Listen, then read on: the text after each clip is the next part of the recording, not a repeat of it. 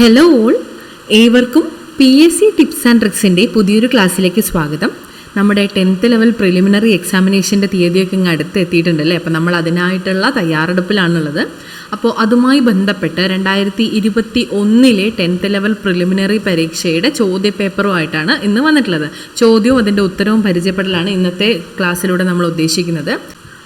നമുക്കറിയാമല്ലേ, PSCയുടെ PYQസിൻ്റെ PSC നടത്തിയിട്ടുള്ള ചോദ്യപേപ്പറുകളിലെ ചോദ്യങ്ങളൊക്കെ അവലോകനം ചെയ്യുന്നതിലൂടെ എന്തുമാത്രം ഉപകാരം നമുക്ക് ഉണ്ടാവുന്നുണ്ടെന്ന് നമുക്ക് എല്ലാവർക്കും അറിയാം. അപ്പോൾ ഓരോ ചോദ്യപേപ്പറും നമ്മൾ പരിചയപ്പെട്ടിരിക്കേണ്ടത് അത്യാവശ്യം തന്നെയാണ്. അപ്പോൾ ഇന്ന് നമ്മൾ സ്റ്റാർട്ട് ചെയ്യാണ്. ഇത് 2021 നടന്നിട്ടുള്ള 29/2021 എന്ന ചോദ്യപേപ്പറാണ് കേട്ടോ. ഒന്നാമത്തെ ചോദ്യം നമുക്ക് നോക്കാം.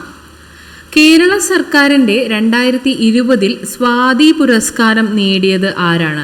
കേരള സർക്കാരിൻ്റെ 2020 സ്വാതി പുരസ്കാരം നേടിയത് ഡോക്ടർ എൽ സുബ്രഹ്മണ്യമാണ്. Doctor L Subrahmanyam.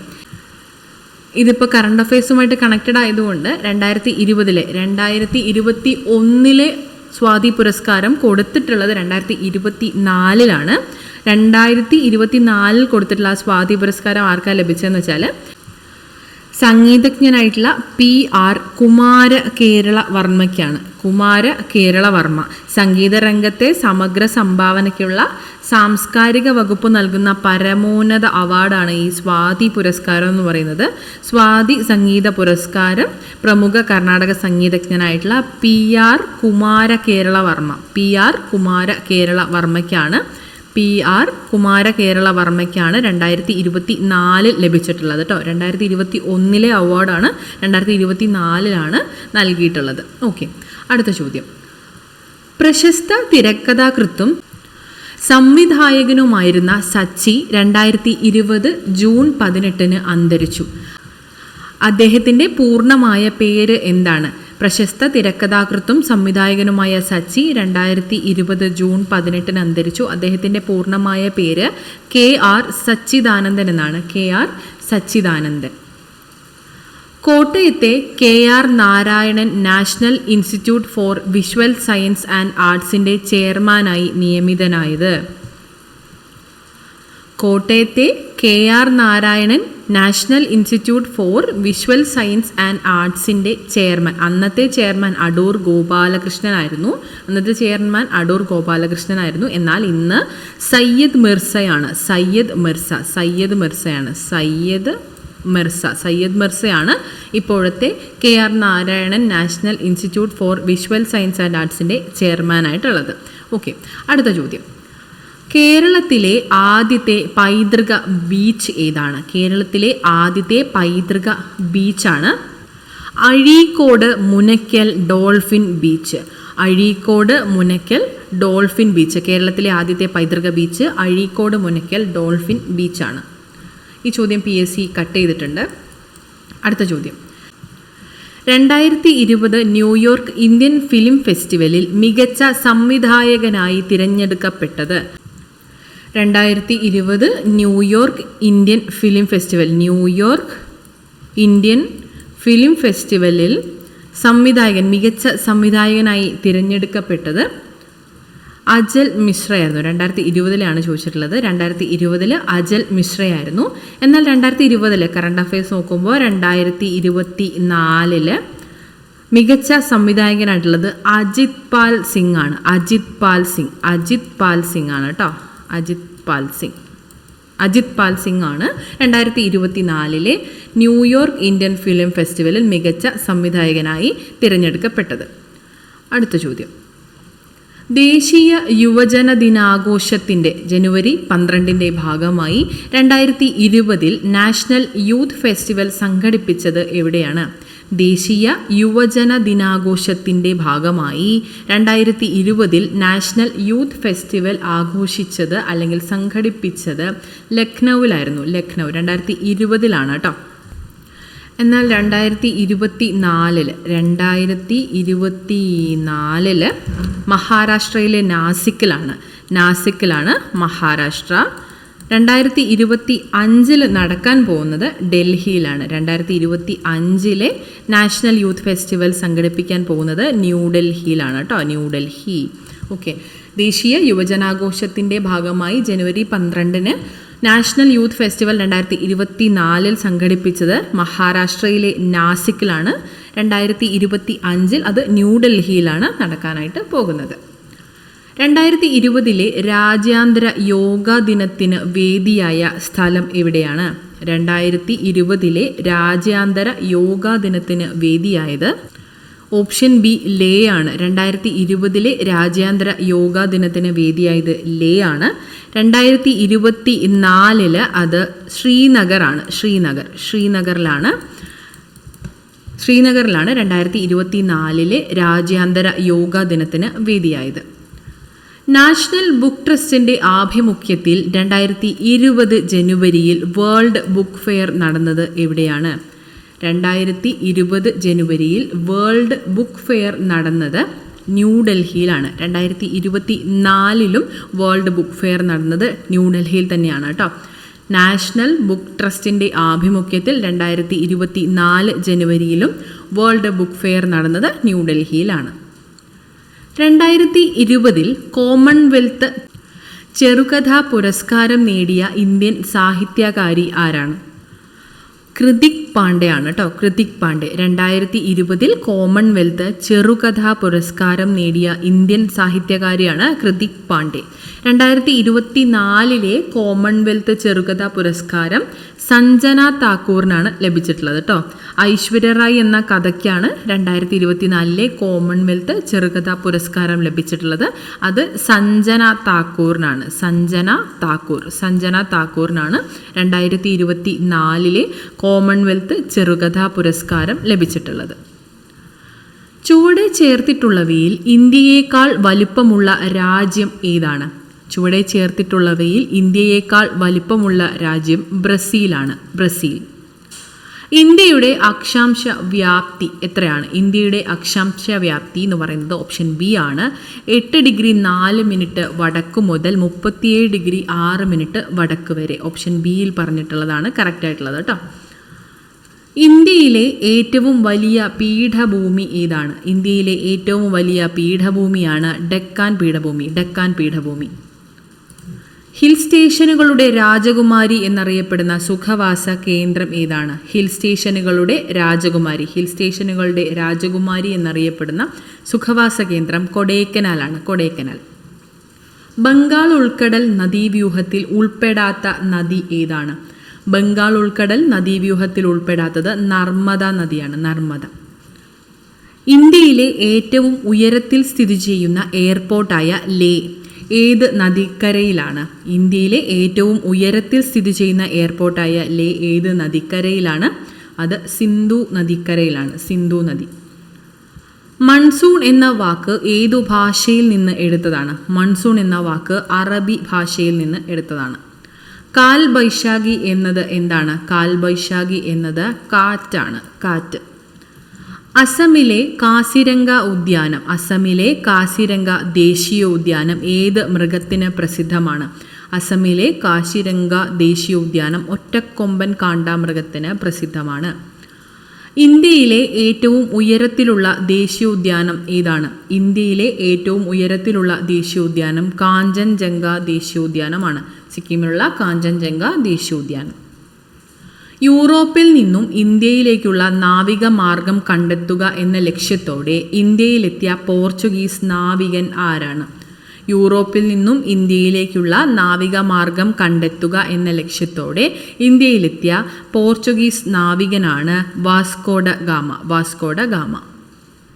ഝാൻസി റാണി വീരമൃത്യു വരിച്ച വർഷം ഏതാണ്? ഝാൻസി റാണി വീരമൃത്യു വരിച്ച വർഷമാണ് 1858. ഏത് ഗവർണർ ജനറലിൻ്റെ കാലഘട്ടത്തിലാണ് ബനാറസ് ഉടമ്പടി ഒപ്പുവെച്ചത്? ഏത് ഗവർണർ ജനറലിൻ്റെ കാലത്താണ് ബനാറസ് ഉടമ്പടി ഒപ്പുവെച്ചത്? അത് വാറൻ ഹേസ്റ്റിങ്സിൻ്റെ കാലഘട്ടത്തിലാണ്. Warren Hastings. ഇന്ത്യയുടെ സാമൂഹിക പരിഷ്കരണ രംഗത്ത് ഏറ്റവും കൂടുതൽ സംഭാവനയർപ്പിച്ച പ്രസ്ഥാനം ഏതാണ്?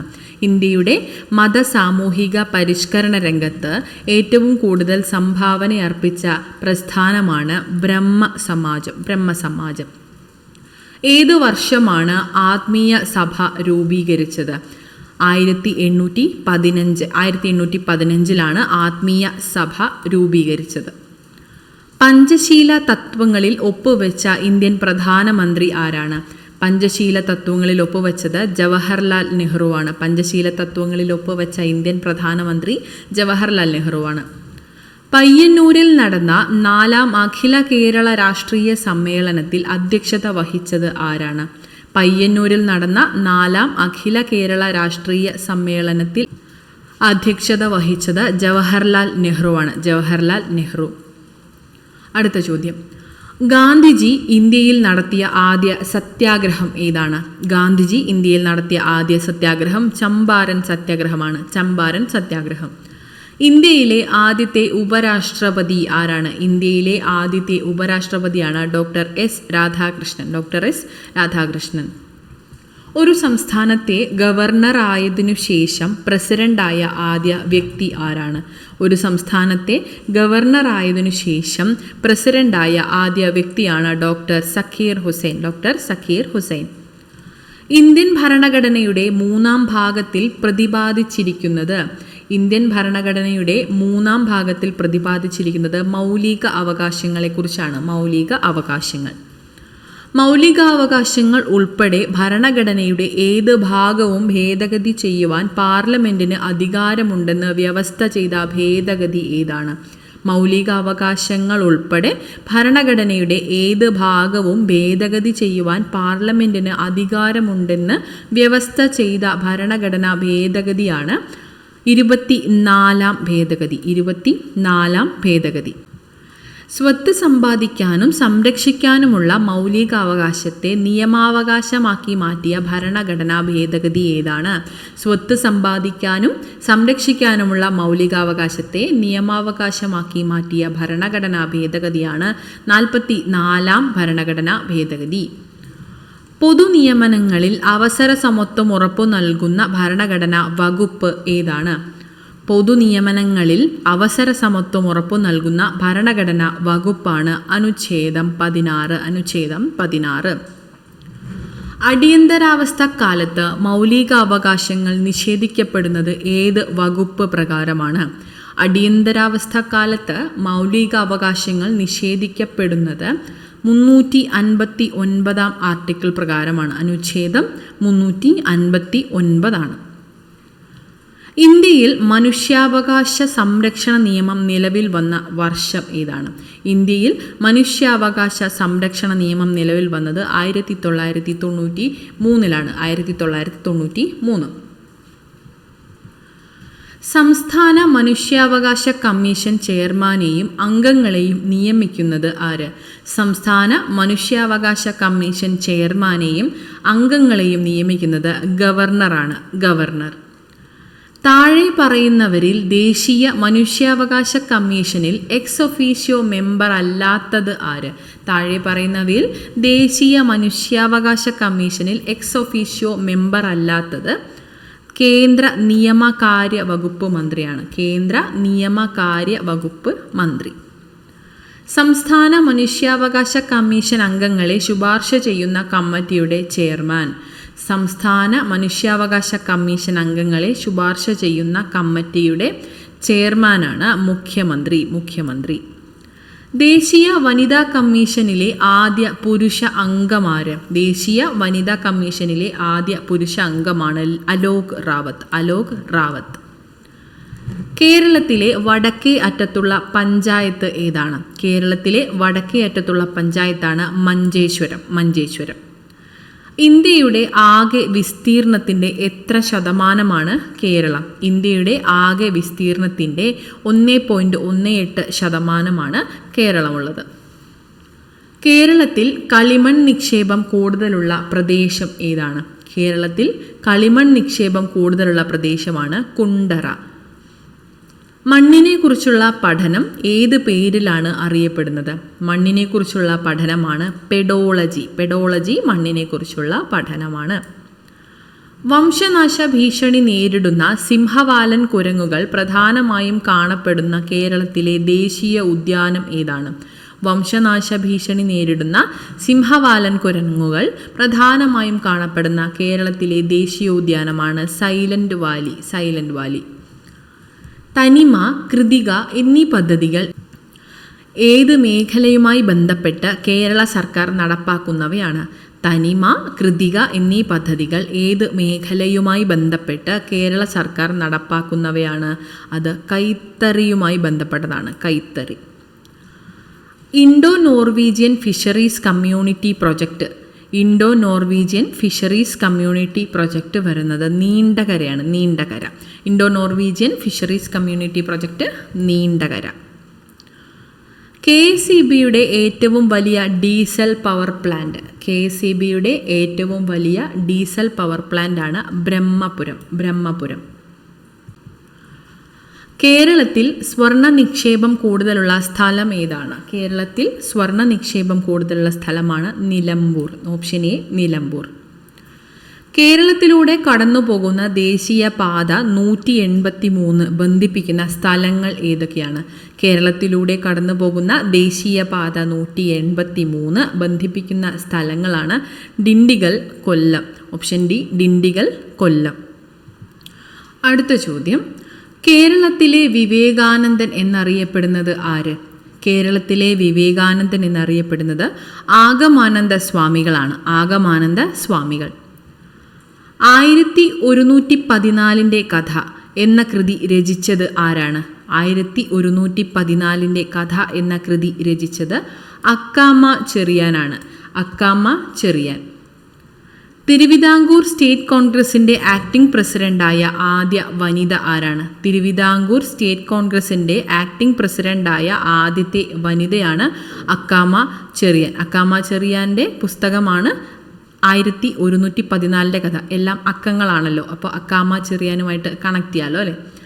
അടുത്ത ചോദ്യം, 1909 അയ്യങ്കാളി കേരളത്തിലെ ആദ്യത്തെ കർഷക സമരം സംഘടിപ്പിച്ചത് എവിടെയാണ്? 1909 അയ്യങ്കാളി കേരളത്തിലെ ആദ്യത്തെ കർഷക സമരം സംഘടിപ്പിച്ചത് വെങ്ങാനൂരിലാണ്. വെങ്ങാനൂർ. 1833 ശുചീന്ദ്രം രഥോത്സവത്തിന് അവർണരുമൊത്ത് തേരിൻ്റെ വടം പിടിച്ച് പ്രതിഷേധിച്ച നവോത്ഥാന നായകൻ ആരാണ്? 1833 ശുചീന്ദ്രം രഥോത്സവത്തിന് അവർണരുമൊത്ത് തേരിൻ്റെ വടം പിടിച്ച് പ്രതിഷേധിച്ച നവോത്ഥാന നായകനാണ് വൈകുണ്ഠസ്വാമികൾ. എവിടെ നിന്നുള്ള ബ്രിട്ടീഷ് സൈന്യമാണ് ആറ്റിങ്ങൽ കലാപം അടിച്ചമർത്തിയത്? എവിടെ നിന്നുള്ള ബ്രിട്ടീഷ് സൈന്യമാണ് ആറ്റിങ്ങൽ കലാപം അടിച്ചമർത്തിയത്? തലശ്ശേരിയിൽ നിന്നാണ് കേട്ടോ. തലശ്ശേരി. ഒന്നാം പഴശ്ശി കലാപം അവസാനിച്ച വർഷം.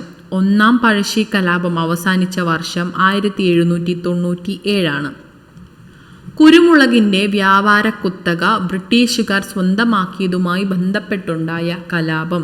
കുരുമുളകിൻ്റെ വ്യാപാര കുത്തക ബ്രിട്ടീഷുകാർ സ്വന്തമാക്കിയതുമായി ബന്ധപ്പെട്ടുണ്ടായ കലാപമാണ് അഞ്ചുതെങ്ങ് കലാപം. ഏത് വിപ്ലവത്തിനു സാക്ഷ്യം വഹിച്ച മലയാണ് പുരളിമല? ഏത് വിപ്ലവത്തിന് സാക്ഷ്യം വഹിച്ച മലയാണ് പുരളിമല? അത് പഴശ്ശി വിപ്ലവമാണ്. പഴശ്ശി വിപ്ലവം. ഉപ്പു സത്യാഗ്രഹത്തിൽ പങ്കെടുത്തതിനെ തുടർന്ന് AKG അറസ്റ്റ് വരിച്ച വർഷം ഏതാണ്? ഉപ്പു സത്യാഗ്രഹത്തിൽ പങ്കെടുത്തതിനെ തുടർന്ന് AKG അറസ്റ്റ് വരിച്ചത് 1930 മനുഷ്യരിൽ രൂപം കൊള്ളുന്ന സ്ഥിരദന്തങ്ങളുടെ എണ്ണം എത്രയാണ്? മനുഷ്യരിൽ രൂപം കൊള്ളുന്ന സ്ഥിരദന്തങ്ങൾ 32.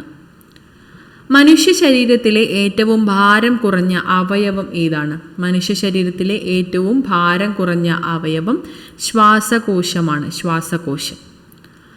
മനുഷ്യ ശരീരത്തിൽ രക്തം കട്ടപിടിക്കുന്നതിനാവശ്യമായ വസ്തു നിർമ്മിക്കപ്പെടുന്നത് എവിടെയാണ്? മനുഷ്യ ശരീരത്തിൽ രക്തം കട്ടപിടിക്കുന്നതിനാവശ്യമായ വസ്തു നിർമ്മിക്കപ്പെടുന്നത് കരളിലാണ്. കരൾ. ശരീരത്തിലെ അനൈച്ഛിക പ്രവർത്തനങ്ങളെ നിയന്ത്രിക്കുന്ന മസ്തിഷ്ക ഭാഗം ഏതാണ്? ശരീരത്തിലെ അനൈച്ഛിക പ്രവർത്തനങ്ങളെ നിയന്ത്രിക്കുന്ന മസ്തിഷ്ക ഭാഗം മെഡുല്ല ഒബ്ലാങ്കറ്റയാണ്. മെഡുല്ല ഒബ്ലാങ്കറ്റ. മദ്യം ബാധിക്കുന്ന തലച്ചോറിൻ്റെ ഭാഗം ഏതാണ്? മദ്യം ബാധിക്കുന്ന തലച്ചോറിൻ്റെ ഭാഗം സെറിബെല്ലമാണ്. സെറിബെല്ലം. പേശികളെക്കുറിച്ചുള്ള പഠനമാണ്. പേശികളെക്കുറിച്ചുള്ള പഠനം എന്താണ്? അത് മയോളജിയാണ്. മയോളജി. പാകം ചെയ്താൽ നഷ്ടപ്പെടുന്ന വിറ്റാമിൻ. പാകം ചെയ്താൽ നഷ്ടപ്പെടുന്ന വിറ്റാമിനാണ് വിറ്റാമിൻ സി. Vitamin C. ചുവടെ ചേർത്തിട്ടുള്ളവയിൽ വൈറ്റമിൻ എച്ച് എന്നറിയപ്പെടുന്നത് ഏതാണ്? ചുവടെ ചേർത്തിട്ടുള്ളവയിൽ വൈറ്റമിൻ എച്ച് എന്നറിയപ്പെടുന്നത് ബയോട്ടിനാണ്. ബയോട്ടിൻ. സെഹദ് എന്ന ടെലിമെഡിസിൻ പദ്ധതിയുമായി സഹകരിച്ച ആദ്യ ആശുപത്രി. സെഹദ് എന്ന ടെലിമെഡിസിൻ പദ്ധതിയുമായി സഹകരിച്ച ആദ്യ ആശുപത്രിയാണ് ഏതാണ്? Apollo hospital. അപ്പോളോ ഹോസ്പിറ്റലാണ് കേട്ടോ. Apollo hospital. റേച്ചൽ കാഴ്സൺ രചിച്ച സൈലന്റ് സ്പ്രിംഗ് എന്ന ഗ്രന്ഥത്തിലെ പ്രതിപാദ്യ വിഷയം എന്താണ്? റേച്ചൽ കാഴ്സന്റെ പുസ്തകമാണ് സൈലന്റ് സ്പ്രിംഗ്. റേച്ചൽ കാഴ്സൺ രചിച്ച സൈലന്റ് സ്പ്രിംഗ് എന്ന ഗ്രന്ഥത്തിലെ പ്രതിപാദ്യ വിഷയമാണ് DDT എന്നത്. ഒരു മൂലകത്തിൻ്റെ രാസപ്രവർത്തനത്തിൽ നിർണായക പങ്കുവഹിക്കുന്ന ആറ്റോമിക കണികകളേവ. ഒരു മൂലകത്തിൻ്റെ രാസപ്രവർത്തനത്തിൽ നിർണായക പങ്കുവഹിക്കുന്ന ആറ്റോമിക കണികകളാണ് ഇലക്ട്രോൺ. കലാമിൻ ഏത് ലോഹത്തിൻ്റെ അയിരാണ്? കലാമിൻ എന്നത് സിങ്കിൻ്റെ അയിരാണ് കലാമിൻ. ഭാവിയിലെ ഇന്ധനമാണ് ഹൈഡ്രജൻ. ഭാവിയിലെ ഇന്ധനം എന്ന് അറിയപ്പെടുന്നു. ബാത്തിങ് സോപ്പ് നിർമ്മാണത്തിന് ഉപയോഗിക്കുന്ന പൊട്ടാസ്യം സംയുക്തം ഏതാണ്? ബാത്തിങ് സോപ്പ് നിർമ്മാണത്തിന് ഉപയോഗിക്കുന്ന പൊട്ടാസ്യം സംയുക്തമാണ് പൊട്ടാസ്യം ഹൈഡ്രോക്സൈഡ്. അടുത്ത ചോദ്യം. ലെസൈൻസ് പരീക്ഷണത്തിലൂടെ തിരിച്ചറിയുന്നതിന് സാധിക്കാത്ത മൂലകം ഏതാണ്? ലെസൈൻസ് പരീക്ഷണത്തിലൂടെ തിരിച്ചറിയുന്നതിന് സാധിക്കാത്ത മൂലകമാണ് ഓക്സിജൻ. പ്രവൃത്തി ചെയ്യാനുള്ള കഴിവാണ് ഊർജം. ചുറ്റുപാടുകളെ അപേക്ഷിച്ച് ഒരു വസ്തുവിനുണ്ടാകുന്ന സ്ഥാനമാറ്റമാണ് ചലനം. ദ്രവ്യത്തിന് എത്ര അവസ്ഥകളാണുള്ളത്? ദ്രവ്യത്തിന് 7 അവസ്ഥകളാണുള്ളത്. ഒരു ന്യൂട്ടൺ എന്നാൽ എത്രയാണ്? ഒരു ന്യൂട്ടൺ എന്നാൽ 10⁵5 ഡൈനാണ്. ഒരു ന്യൂട്ടൺ എന്നാൽ 10⁵5 ഡൈനാണ്. സൗരയൂഥത്തിൽ നിന്ന് പുറത്തായ ഗ്രഹം ഏതാണ്? സൗരയൂഥത്തിൽ നിന്ന് പുറത്തായത് പ്ലൂട്ടോയാണ്. അപ്പോൾ ഒന്നാം ഘട്ടത്തിലെ ചോദ്യപേപ്പറിൻ്റെ 80 GK ക്വസ്റ്റ്യൻസ് നമ്മൾ കംപ്ലീറ്റ് ചെയ്തിട്ടുണ്ട്. എല്ലാവരും സ്വന്തമായി ചോദ്യപേപ്പർ ഒന്നുകൂടി വർക്കൗട്ട് ചെയ്ത് പഠിക്കുക. നമുക്ക് ബാക്കിയുള്ള ചോദ്യപേപ്പറുമായിട്ട് അടുത്ത ദിവസം കാണാം. അപ്പോൾ എല്ലാവർക്കും thank you so much. Preparation എല്ലാം നന്നായി തന്നെ മുന്നോട്ട് കൊണ്ടുപോകാം കേട്ടോ.